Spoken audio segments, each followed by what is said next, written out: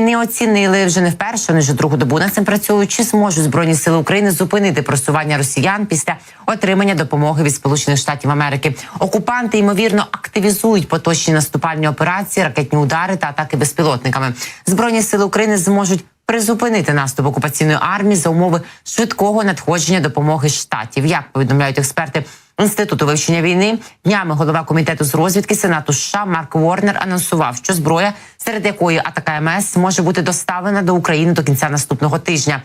Станеться це за умови, що Сенат ухвалить законопроєкт про додаткові асигнування 23 квітня, а вже, тобто завтра, вівторок. А президент США Джо Байден підпише його 24 числа. Президент Володимир Зеленський заявив 21 квітня, що саме швидка доставка озброєння допоможе силам оборони стабілізувати лінію фронту і перехопити ініціативу. Почуємо.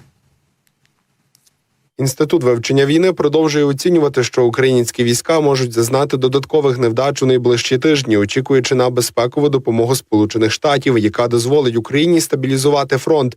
Але вони, ймовірно, зможуть притупити поточний російський наступ, якщо припустити, що американська допомога надійде швидко. Окупанти, ймовірно, активізують поточні наступальні операції, ракетні удари та атаки БПЛА у найближчі тижні, щоб використати вікно, яке виникло через обмеження матеріальних засобів для ЗСУ. Хороша новина. У Bloomberg спрогнозували повернення України до форми активної оборони. Пакет військової підтримки Штатів допоможе Україні стабілізувати лінію фронту та повернутися до форми активної оборони. Але якби допомога з боку партнерів була потужнішою, наша держава могла б зазнати значно менших втрат. Таку думку після голосування в Палаті представників Конгресу США висловив професор стратегічних досліджень в університеті Сент-Ендрюса в Шотландії Філіпс О'Брайен, повідомляє Bloomberg. Однак, принаймні зараз зі значною допомогою США українці зможуть стабілізувати лінію і повернутися до форми активної оборони, зазначив він.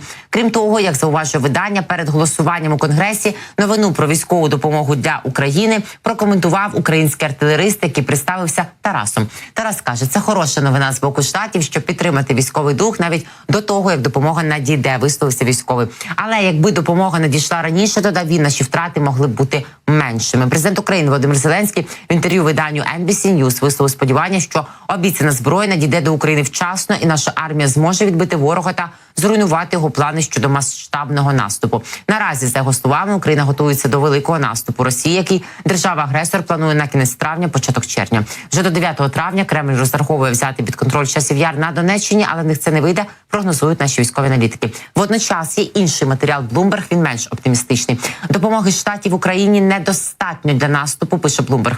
Допомога США Україні на суму понад 60, точніше 68 мільярдів доларів допоможе зміцнити оборону, але без додаткових ресурсів вона навряд чи стане вирішальним фактором у зміні ходу війни, пише Bloomberg.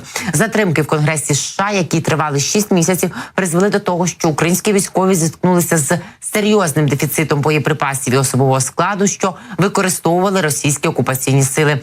Микола Білісков, науковий співробітник Національного інституту стратегічних досліджень, зазначає в інтерв'ю Bloomberg, що така допомога дасть змогу Україні провести ефективну оборону, уповільнити просування російських військ і знизити втрати. Однак для наступальних операцій знадобиться додаткова підтримка, що може виявитися складним завданням для Штатів через опір республіканців у Конгресі, який можливий і в майбутньому. Важливим питанням залишається, чи буде і в якому обсязі продовжено допомогу у році 2025-му і далі з огляду на стратегію Путіна щодо вичікування, каже Білісков. Джерела видання також повідомляють, що Німеччина цього тижня наполягатиме на своїх європейських союзниках, включно з Францією і Італією, щоб вони активізували постачання систем протиповітряної оборони та компонентів для України. Аналітики Американського інституту вивчення війни попереджають, що навіть за умови швидкої доставки американської військової допомоги складнощі з транспортною логістикою можуть затягнути початок її впливу на фронт на кілька тижнів. Ситуація на лінії фронту може погіршити в цей період, особливо якщо